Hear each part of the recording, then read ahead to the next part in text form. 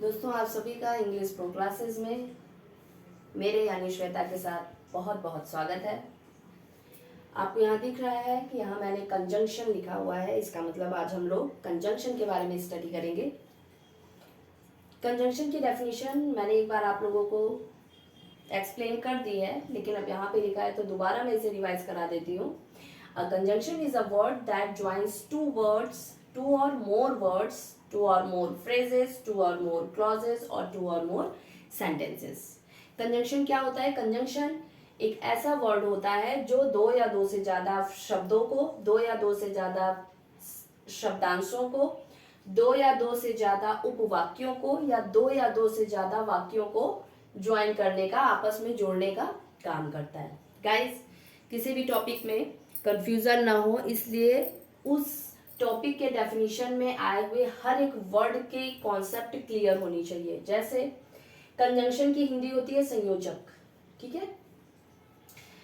अब क्या है, conjunction is a word. Word को मैंने आप लोगों को फर्स्ट मेरे स्टार्टिंग के पहले या दूसरे वीडियो में मैंने वर्ड्स की डेफिनेशन आपको बताई थी, उसको आप लोग देख लीजिएगा। वर्ड्स क्या होते हैं ऐसे एक बार मैं बता देती हूँ। Word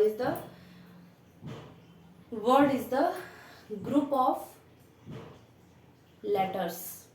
Now, word is a group of letters which have some meanings. Word क्या होता है? ग्रुप, लेटर्स का ऐसा ग्रुप जिसकी कुछ मीनिंग होती है, उसे हम वर्ड कहते हैं। सेकंड हमारा है फ्रेजेस।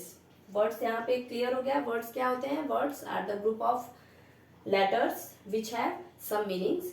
कुछ ऐसे लेटर्स के ग्रुप जिसकी कुछ मीनिंग होती है, उसे हम वर्ड्स कहते हैं। Phrases, students, phrases means part of word, या फिर आप हम कह सकते हैं कि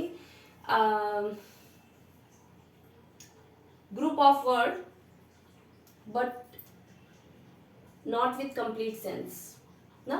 ये फ्रेजेस जो होते हैं ये भी शब्दों का ही ग्रुप होता है, शब्दों का समूह होता है, लेकिन इसकी पूरी मीनिंग नहीं होती है, ये अधूरी मीनिंग के साथ होता है। जैसे हमने कह दिया एट होम, ठीक है, एट होम। तो एट होम क्या है? ये दो वर्ड्स के ग्रुप तो है, एट होम, लेकिन एट होम की क्या कोई मीनिंग निकल रही है? जब तक हम उसको किसी सेंटेंस में नहीं ऐड करेंगे तब तक उसकी कोई मीनिंग नहीं निकलेगी, ठीक है ना। इन द प्लेग्राउंड, ये भी क्या है? ये भी फ्रेजेस है। एट होम हो गया, इन द प्लेग्राउंड हो गया। फ्रेजेस क्या हो गया? फ्रेजेस को हम शब्दांश बोलते हैं। शब्दांश का मतलब आप समझ ही रहे हो, शब्दों के जो अंश हो, ठीक है। तो अब यहाँ पे क्या हो गया? At home. एट होम मतलब ऐसे तो देखा जाए लिटरली तो कोई इसकी मीनिंग नहीं निकल रही जब तक हम इसको किसी सेंटेंस में यूज नहीं करेंगे। सेकेंड है in the playground. In the playground वैसे तो मीनिंग निकल रही है, इन द प्लेग्राउंड मतलब वो मैदान में, खेल के मैदान में, लेकिन क्या खेल के मैदान में? तो ये भी कंप्लीट मीनिंग के साथ नहीं है, इसलिए इसको हम क्या बोलते हैं? इसको हम फ्रेजेस बोलते हैं। अब देखिए क्लॉजेस क्या होता है? क्लॉजेस की हिंदी मीनिंग होती है उपवाक्य, ठीक है। क्लॉजेस को थोड़ा मैं आप लोग को डीपली समझा देती हूँ, क्योंकि कंजंक्शन में ज्यादातर आपको क्लॉजेस ही देखने के लिए मिलते हैं। तो एक बार इसको देख लीजिए। सी गाइस, क्लॉजेस की मीनिंग क्या होती है? सबसे पहले इसे देख लो। क्लॉजेस क्या होता है स्टूडेंट्स? क्लॉजेस भी जो होता है ये पार्ट्स ऑफ सेंटेंस होता है, ठीक है।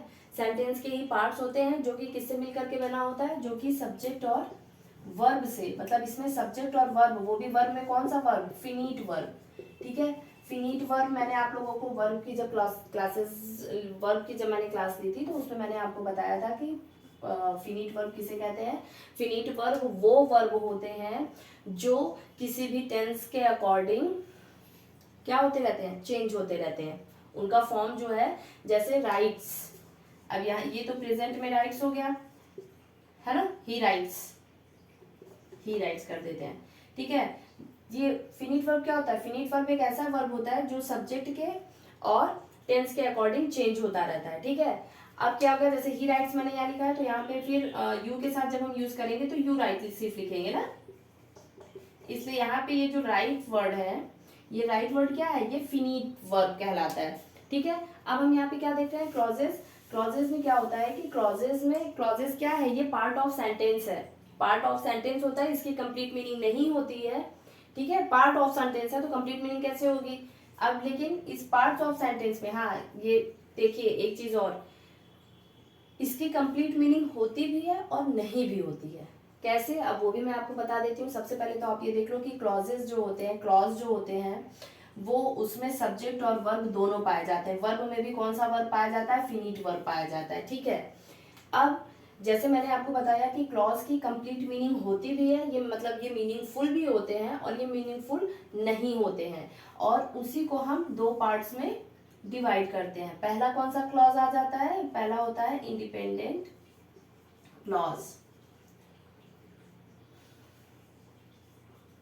और दूसरा आपका आ जाएगा dependent clause,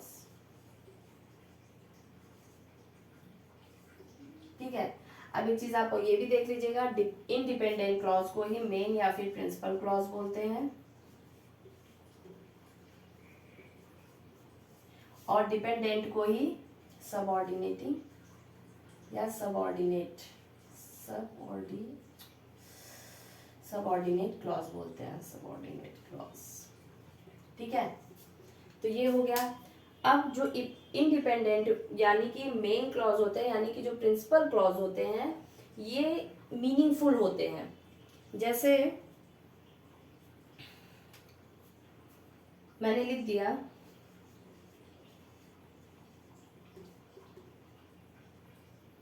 he writes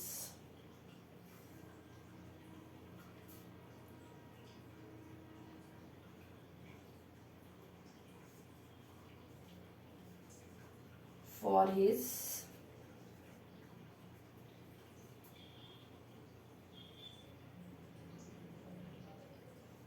hobby,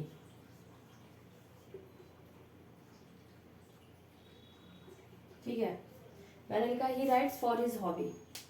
अब इसमें इंडिपेंडेंट क्लॉज क्या हो गया, he writes क्या हो गया, इंडिपेंडेंट क्लॉज हो गया।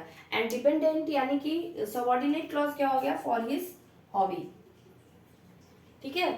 अब ये क्या हो गया, ये ही राइट्स जो है, ये इसमें देखो आप देख रहे हो कोई भी क्लॉज होता है उसमें सब्जेक्ट और वर्ब दोनों होते हैं। इंडिपेंडेंट में क्या होता है, इंडिपेंडेंट क्लॉज में ये मीनिंग के लिए होता है। जैसे ही राइट्स, अगर हम इसको सेपरेट भी कहीं लिखेंगे तो इसकी मीनिंग हमको मिलेगी, लेकिन फॉर हिज हॉबी ये क्या कर रहा है, ये कंप्लीट मीनिंग नहीं शो कर रहा है, इसलिए ये डिपेंडेंट क्लॉज है। इसकी कोई मीनिंग तब तक नहीं हो पाएगी जब तक इसके लिए हम देखिए हमेशा ध्यान दीजिएगा, डिपेंडेंट या सबऑर्डिनेट क्लॉज जो होते हैं वो हमेशा मेन क्लॉज यानी कि प्रिंसिपल क्लॉज पे डिपेंड रहता है, इसीलिए इसे डिपेंडेंट या फिर सबऑर्डिनेट क्लॉज कहते हैं, ठीक है। ये आई होप क्लॉज आपका क्लियर हुआ होगा। क्लॉज क्या होता है, क्लॉज वर्ब और सब्जेक्ट से बना हुआ सेंटेंस होता है, या फिर किसी सेंटेंस का एक पार्ट होता है, जो कि दो प्रकार के होते हैं। कौन कौन से दो प्रकार उसके होते हैं, एक होता है इंडिपेंडेंट क्लॉज, इंडिपेंडेंट क्लॉज को ही हम मेन क्लॉज या प्रिंसिपल क्लॉज भी बोलते हैं, और क्लॉज का दूसरा जो प्रकार होता है उसे हम डिपेंडेंट क्लॉज, जिसे हम सबऑर्डिनेट क्लॉज भी बोलते हैं। इंडिपेंडेंट मेन या फिर प्रिंसिपल क्लॉज क्या होता है, ये इंडिपेंडेंट होता है अकॉर्डिंग टू हिज नेम, ये अपने नाम के हिसाब से एकदम स्वतंत्र होता है, मतलब ये किसी पे डिपेंडेंट नहीं होता है, किसी पे ये निर्भर नहीं होता है, इसके पास मीनिंग होती है। लेकिन डिपेंडेंट यानी सबऑर्डिनेट क्लॉज जो होता है ये हमेशा ही प्रिंसिपल क्लॉज पे यानी मेन क्लॉज पे यानी इंडिपेंडेंट क्लॉज पे डिपेंड होता है, इसीलिए इसको डिपेंडेंट क्लॉज बोलते हैं। ओके, नेक्स्ट है सेंटेंस। सेंटेंस सभी को पता है, what is sentence, group of word which have meaning ना, which have complete sense, ends with full stop, question marks और एक्सक्लामेटरी मार्क्स, यही सब होता है ना, तो वो उसको हम सेंटेंस कहते हैं। अब हम बात करेंगे टाइप्स ऑफ कंजंक्शन की। सी गाइस, यहाँ पे मैंने लिखा है conjunction, kinds of conjunction. How many kinds of conjunction, 3 types ना। First is coordinating, second is subordinating and third is correlative. अब इसको हम वन बाय वन इसकी स्टडी करते हैं। सबसे पहले है कोऑर्डिनेटिंग कंजंक्शन। कोऑर्डिनेटिंग कंजंक्शन क्या होता है, कोऑर्डिनेटिंग कंजंक्शन वो कंजंक्शन होते हैं जो किसी भी मतलब दो या दो से ज़्यादा वर्ड्स को जोड़ते हो, दो या दो से ज़्यादा फ्रेजेस को जोड़ते हो, दो या दो से ज़्यादा सेंटेंस को जोड़ते हो, दो या दो से ज़्यादा किसको जोड़ते हो? क्लॉजेस को जोड़ते हैं। अब एक चीज़ आप ये समझ लो कि कोऑर्डिनेटिंग कंजंक्शन जो होता है ये हमेशा सिमिलर एलिमेंट्स को जोड़ता है। सिमिलर एलिमेंट्स का मतलब अगर यहाँ पे वर्ड दिया है तो ये वर्ड को ही ऐड करेगा, ठीक है। फ्रेज दिया है तो फ्रेज को ही ऐड करेगा। क्लॉज दिया है तो क्लॉज को ही ऐड करेगा, और अगर सेंटेंस दिया है तो सेंटेंस को ही ये जोड़ेगा या फिर ऐड करेगा, ठीक है। इसीलिए इसको कोऑर्डिनेटिंग सेंटेंस कोऑर्डिनेटिंग कंजंक्शन बोलते हैं। कोऑर्डिनेटिंग कंजंक्शन का मतलब ये होता है कि कोऑर्डिनेटिंग कंजंक्शन क्या करता है, coordinating conjunction joins single words और दे में join group of words, okay, but always remember that they must always join similar elements, okay, they must join similar elements। आप देख सकते हो similar elements है ना, यहाँ पे भी वर्ड है, यहाँ पे भी वर्ड है, ठीक है। अब जैसे देखो कोऑर्डिनेटिंग कंजंक्शन की सबसे अच्छी बात ये है कि इसको हम लोग कोऑर्डिनेटिंग कंजंक्शन में बहुत ज़्यादा वर्ड्स नहीं होते हैं। कुछ ही कंजंक्शन ऐसे हैं जो कोऑर्डिनेटिंग कंजंक्शन कहलाते हैं, और वो कौन से हैं? सिर्फ 7 कंजंक्शन है। 7 कंजंक्शन कौन कौन से हैं? इसको हम एक ट्रिक के जरिए में, कोऑर्डिनेटिंग कंजंक्शन को एक ट्रिक के जरिए हम लोग लर्न करते हैं, हम लोग हमेशा माइंड में रखे रहते हैं, वो है फैन बॉयज, ठीक है। ये ट्रिक आप लोग याद कर लीजिए। फैन बॉयज क्या है? ये कोऑर्डिनेटिंग कंजंक्शन है। कोऑर्डिनेटिंग कंजंक्शन है, क्यों कोऑर्डिनेटिंग कंजंक्शन है? क्योंकि ये जो वर्ड्स मैंने यहाँ पे लिखे हुए हैं ये कोऑर्डिनेटिंग कंजंक्शन है, 7 कोऑर्डिनेटिंग कंजंक्शन है। ये हमेशा सिमिलर एलिमेंट्स को ही ज्वाइन करता है। अब इसकी फुल फॉर्म देख लो। फैन बॉयज का मतलब क्या हो गया? फैन एफ से हो गया फॉर, ए से हो गया एंड, एन से हो गया नॉर, बी से हो गया बट, ओ से हो गया और, वाई से हो गया येट, एस से हो गया सो, ठीक है। मतलब for, and, nor, but, or, yet, so, ये 7 जो वर्ड्स आप देख रहे हो, these all are conjunction. And which type of conjunction? These are coordinating conjunction, ठीक है। जैसे फॉर का यूज हम लोग क्यों करते हैं? फॉर का यूज हम लोग इसलिए करते हैं, मतलब किस लिए? उसके लिए, ठीक है। एंड का यूज क्यों करते हैं? एंड का यूज जब दोनों के बारे में बात हो रही हो तब हम करते हैं। नॉर का यूज किसके लिए कर रहे हैं? जब किसी के बारे में बात नहीं हो रही हो, ठीक है ना। नॉर का मतलब कोई नहीं। बट का मतलब क्या है? बट और येट, ये देखो बट और येट ये दोनों जो हैं ये क्या करते हैं? ये कंट्रास्ट सिचुएशन के लिए हम यूज करते हैं, बट और येट दोनों। और जो है और का यूज किस लिए करते हैं? मतलब कोई दो क्या बोलते हैं, दो ऑप्शन है हमारे पास, उन दो में से किसी एक ऑप्शन के लिए हम और का यूज करते हैं। और सो जो है वो कॉन्सिक्वेंस दिखाने के लिए यानी परिणाम दिखाने के लिए यूज किया जाता है, ठीक है। एग्जाम्पल अभी हम इसका देख ले रहे हैं। जैसे students, these are 3 examples of coordinating conjunction. First is I eat pizza and burger. I eat pizza and burger. Now and किस लिए होता है? दोनों के बारे में जब हम बात करते हैं तो हम and का यूज करते हैं। मैं पिज्जा और बर्गर दोनों खाता हूँ। Surabhi likes apples but I like orange. मैंने आप लोग को बताया बट और येट दोनों का यूज हम लोग कंट्रास्ट सिचुएशन में करते हैं। कंट्रास्ट सिचुएशन का मतलब जो हमने काम कोई हो रहा है और उसका परिणाम कुछ और हो रहा है। जैसे सुरभि लाइक्स एप्पल्स, अलग अलग दोनों के जब अलग अलग चीज़ों के बारे में बात हो तो हम बट या ये का यूज़ करते हैं। जैसे Surabhi likes apples, Surabhi apples पसंद करती है बट लेकिन आई लाइक ऑरेंज, ठीक है, लेकिन मुझे ऑरेंज पसंद है। तो ये कंट्रास्ट हो गया ना। ही केम अर्ली, वो जल्दी आया, येट फिर भी, येट का मतलब होता है फिर भी। ही वॉज मार्क्ड लेट, फिर भी उसको लेट मार्क लग गया, ठीक है ना, फिर भी उसको लेट मार्क कर दिया गया। तो ये क्या हो गया? ये कुछ एग्जांपल्स है किसके? कोऑर्डिनेटिंग कंजंक्शन के एग्जांपल्स हैं, और आप लोग इसको लर्न जरूर कर लीजिएगा। ये जो फैन बॉयज है, फैन बॉयज का मतलब these are the 7 conjunction which is used as coordinating conjunction, okay. F for A for and, N for nor, B for but, O for or, Y for yet, S for show, ठीक है। For is used for के लिए ना, and is used for both, nor is used for none, किसी के लिए भी नहीं हम नन यूज करते हैं, नॉर यूज करते हैं, but is used for contrast, or is used for alternatives, Y is used for, Y मतलब yet is used for contrast, S is used for purpose और रीजन। ओके, नाउ अब हम लोग किसकी बात करेंगे, सबऑर्डिनेटिंग कंजंक्शन की। सी गाइस, सबऑर्डिनेटिंग कंजंक्शन ऐसे कंजंक्शंस होते हैं जो डिपेंड होते हैं किस पे, मेन क्लॉज पे। एक बात ध्यान दीजिएगा, मैंने यहाँ पे कोऑर्डिनेटिंग कंजंक्शन में आप लोग को बताया था कि कोऑर्डिनेटिंग कंजंक्शन जो होते हैं ये सिमिलर एलिमेंट्स के लिए यूज होते हैं। जैसे अगर पहला वर्ड दिया है तो दूसरा भी वर्ड ही होगा, पहला फ्रेज दिया है तो दूसरा भी फ्रेज ही होगा, पहला अगर क्लॉज दिया है तो दूसरा भी क्लॉज होगा, और अगर सेंटेंस दिया है तो दूसरा भी सेंटेंस होगा। ठीक है, लेकिन सबऑर्डिनेटिंग कंजंक्शन सिर्फ दो जगह पे यूज होता है, दो चीज़ों के लिए यूज होता है, दो चीज़ों को ज्वाइन करने के लिए, दो चीज़ों को जोड़ने के लिए यूज होता है। वो है पहला, एक या तो क्लॉज, दो क्लॉज को ऐड करने के लिए, या फिर दो सेंटेंस को ऐड करने के लिए हम सबऑर्डिनेटिंग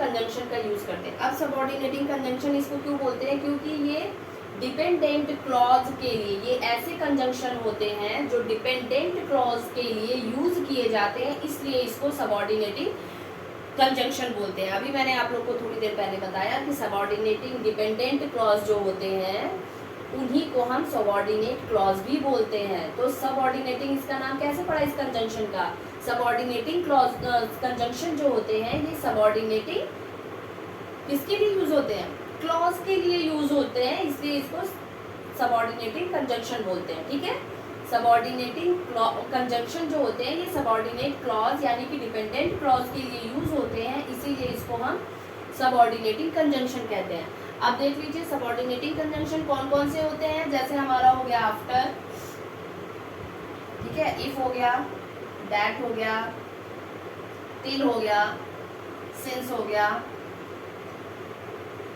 सिंस है ना, दो हो गया, ऑल्दो हो गया, एक्सेट्रा, बहुत सारे हैं। तो these all are the example of subordinating clause. ठीक है, सी गाइस, सबऑर्डिनेटिंग कंजंक्शन क्या होते हैं, सबऑर्डिनेटिंग कंजंक्शन वो कंजंक्शन होते हैं जो डिपेंडेंट या फिर सबऑर्डिनेट क्लॉज के लिए यूज होते हैं। अब किस लिए, अपनी मीनिंग को फुल करने के लिए, मतलब अपनी मीनिंग, अपने आपको मीनिंगफुल बनाने के लिए ये किस पे डिपेंड होते हैं, ये मेन क्लॉज पे डिपेंड होते हैं। ठीक है, अब जैसे देख लो एग्जांपल यहाँ पे मैंने लिखा है after the shower, after the shower was over the sun shone out again. जब बारिश बंद हो गई तो सूर्य फिर से दिखाई पड़ने लगा। ठीक है, अब यहाँ क्या है, after the shower was over. ठीक है, यहाँ तक हमारा आ जा रहा है डिपेंडेंट क्लॉज। कौन सा डिपेंडेंट क्लॉज है, यानी कि सबऑर्डिनेट क्लॉज है। कौन, ये इतना। ठीक है, इतना जो है ये डिपेंडेंट क्लॉज यानी कि सबऑर्डिनेट क्लॉज है, और इसको कंप्लीट करने के लिए, सबऑर्डिनेट क्लॉज को कंप्लीट करने के लिए हमको मेन क्लॉज की ज़रूरत होती है। तो ये जो पार्ट है ये मेन क्लॉज यानी प्रिंसिपल क्लॉज है। ठीक है, जैसे अगर हम इसको सेपरेटली रीड करते हैं तो after the shower was over, बारिश ख़त्म होने के बाद क्या हुआ, पता नहीं क्या हुआ। जब तक हम इस मेन क्लॉज को इसके साथ ऐड नहीं करेंगे, ठीक है, मेन क्लॉज को यानी इंडिपेंडेंट क्लॉज के साथ डिपेंडेंट क्लॉज को ऐड नहीं करेंगे, तब तक डिपेंडेंट क्लॉज की कोई मीनिंग नहीं होती है। और यहाँ पे आप देख सकते हैं आफ्टर जो है दिस इज कंजंक्शन, ये कंजंक्शन है क्योंकि ये डिपेंड, अब क्या है आप देख रहे हो कि ये डिपेंडेंट क्लॉज में लगा हुआ है, इसलिए इसको हम सबऑर्डिनेटिंग कंजंक्शन कह रहे हैं। ठीक है, क्या है, the sun shone the out again, sun जो है वो दोबारा से हमें दिखने लगा। ठीक है, सेकंड है सिंस यू से सो। ठीक है, सिंस यू से सो, सिंस इज कंजंक्शन, यू से सो, आपने ऐसा बोला। कैसा बोला, ठीक है ना, क्योंकि आपने ऐसा बोला तो आई मस्ट बिलीव इट, तो मुझे इस पे विश्वास करना पड़ेगा, ठीक है ना, मैं इस पे विश्वास कर लूँगा या फिर मुझे इस पे विश्वास करना पड़ेगा। तो इसमें भी क्या है, यू से सो, सिंस यू से सो, यानी यू से सो क्या है, ये है सबऑर्डिनेट क्लॉज, यानी या फिर डिपेंडेंट क्लॉज है, जो कि किस पे डिपेंड है, आई मस्ट बिलीव इट पे। अब आप आई मस्ट बिलीव इट, ये तो देख रहे हो ना, ये मीनिंगफुल है, इसलिए इंडिपेंडेंट क्लॉज है, ठीक है ना, आई मस्ट बिलीव इट ये क्या है, इसकी मीनिंग निकल रही है, इसलिए इंडिपेंडेंट क्लॉज है। और सबऑर्डिनेटिंग क्लॉज, सबऑर्डिनेटिंग कंजंक्शन क्या होता है, जो डिपेंडेंट क्लॉज को के साथ यूज हो रहा हो, ठीक है। चलो अब थर्ड है correlative clause, sorry correlative conjunction. Correlative conjunction किसे कहते हैं, कोरिलेटिव कंजंक्शन वो कंजंक्शन होते हैं जो पेयर में होते हैं, ठीक है ना। हमेशा आप लोगों ने देखा होगा कुछ ऐसे वर्ड्स होते हैं जो पेयर में होते हैं, जैसे नीदर नॉर, इसको नाइदर नॉर भी बोलते हैं, ठीक है, ईदर और, आइदर और भी बोलते हैं, not only but also, not only, ये इसका मतलब है कि बीच में कोई कुछ वर्ड्स रहते हैं, ठीक है, नॉट ओनली बट ऑल्सो,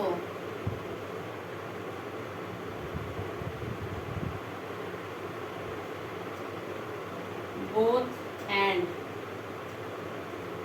ठीक है। ऐसे जो भी आपको कंजंक्शंस पेयर में दिखे उसको आप समझ जाओ कि वो क्या है, वो कोरिलेटिव कंजंक्शंस हैं, ठीक है। कोरिलेटिव कंजंक्शन मतलब ऐसे कंजंक्शंस जो क्या करते हैं, जो पेयर में रहते हैं उन्हें हम कोरिलेटिव कंजंक्शंस कहते हैं, okay. Means correlative conjunctions are pair of words that are always used together, okay. These all are the pair of words, these all are used together in any sentence, ठीक है। किसी भी sentence में हम इनको हमेशा साथ में ही यूज करेंगे, ठीक है। अब हम लोग एग्जांपल इसके भी देख लेते हैं, जैसे हाँ एक चीज़ और, पहले कॉन्सेप्ट क्लियर करिए, नीदर नॉर या नाइदर नॉर का मतलब हम क्या करते हैं, मतलब दोनों में से कोई नहीं, ठीक है। जैसे हम बोल देते हैं कि neither Pratima nor Tarun came to the party, okay, neither Pratima nor Tarun came to the party, मतलब पार्टी में न तो प्रतिमा आई थी और न ही तरुण आए थे, ठीक है। आइदर और, देखिए ये किसके होता है, ये ऑल्टरनेट के लिए होता है। ऑल्टरनेट मतलब जब हमारे पास कोई ऑप्शन हो, हमारे पास कई ऑप्शन हो और उसमें से हमको कोई एक चूज करना होता है, तब हम क्या यूज करेंगे, आइदर और। जैसे either Pratima or Tarun will come where to the party, ठीक है, या तो प्रतिमा आएगी या फिर तरुण आएगा, ठीक है। Not only but also, not only का मतलब सिर्फ यही नहीं मतलब सिर्फ इतना ही नहीं और भी, है ना, मतलब कि जैसे क्या है कि उसने न सिर्फ मुझे गाली दिया बल्कि पीटा भी, है ना। तो not only he abused me but also, पीटा भी, है ना, not only he abused me but also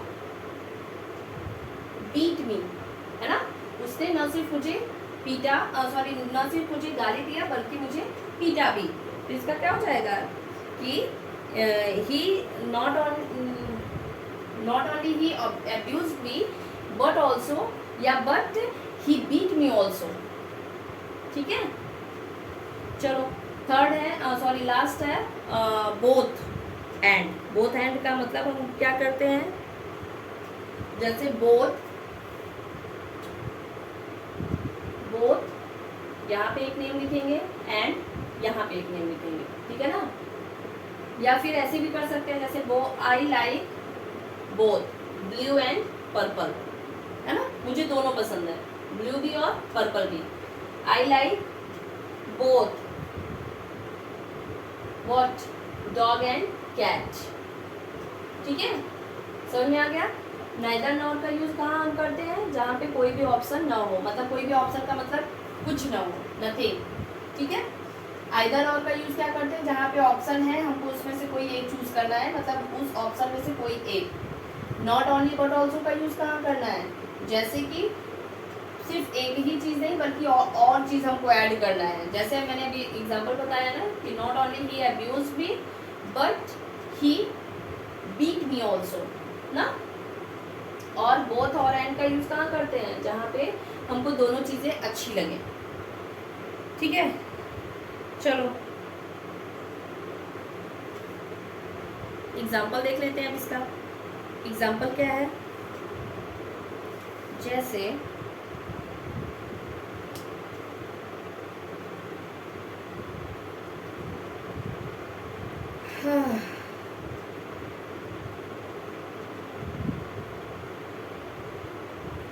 the girl age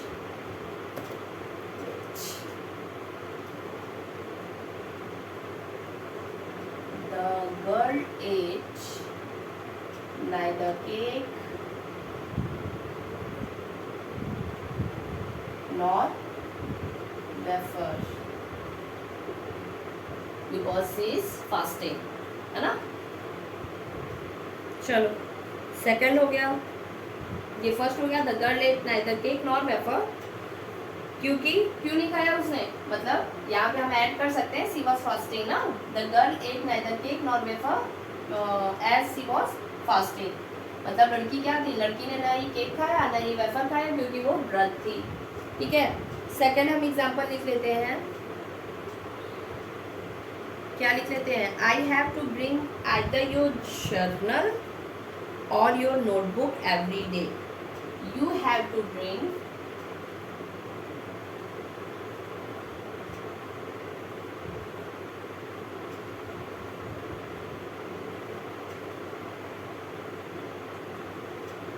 either your journal or your notebook every day। अब देखो इधर, यहाँ हमने फर्स्ट सेंटेंस में हम लोगों ने नाइदर और नॉर का यूज किया था, तो इसका मतलब है कि उसने न केक खाया और न ही वेफर खाया, मतलब दोनों में से कुछ नहीं खाया। अब सेकंड सेंटेंस में, सेकंड एग्जांपल में हमने आइदर और का यूज़ किया है। आइदर और का मतलब क्या है कि यू हैव टू ब्रिंग, आपको लाना पड़ेगा, क्या लाना पड़ेगा, या तो अपना जर्नल लाओ, अपनी संपादकीय लाओ, या फिर your notebook every day, daily आपको या तो जर्नल या तो नोटबुक में से एक चीज़ ज़रूर लानी होगी। ठीक है, ओके गाइज, आज हमारा कंजंक्शन चैप्टर और कंजंक्शन के टाइप्स ऑफ कंजंक्शन भी, कंजंक्शन के प्रकार दोनों हम लोगों ने पढ़ लिया है। गाइज हर चीज़ प्रैक्टिस पे डिपेंड करती है। आप क्लासेस देखने के बाद उसे प्रैक्टिस करोगे, जितना प्रैक्टिस करोगे उतने ज़्यादा से ज़्यादा आप कुशल होते जाओगे किसी भी लैंग्वेज में, किसी भी सब्जेक्ट में। ठीक है, आज का हमारा क्लास बस यहीं तक। ठीक है, नेक्स्ट क्लास में, नेक्स्ट वीडियो में हम नेक्स्ट टॉपिक के साथ मिलते हैं। गर्मी बहुत पड़ रही है, अपना अपना आप लोग ख्याल रखिएगा और अपने साथ साथ मेरा भी ख्याल रखिए। अगर नए हैं क्लास में तो चैनल को लाइक और सब्सक्राइब जरूर कर दीजिए, और अगर पुराने हैं तो चैनल को शेयर करते रहिए ताकि नए लोग भी इससे जुड़ते रहें। ठीक है, थैंक यू।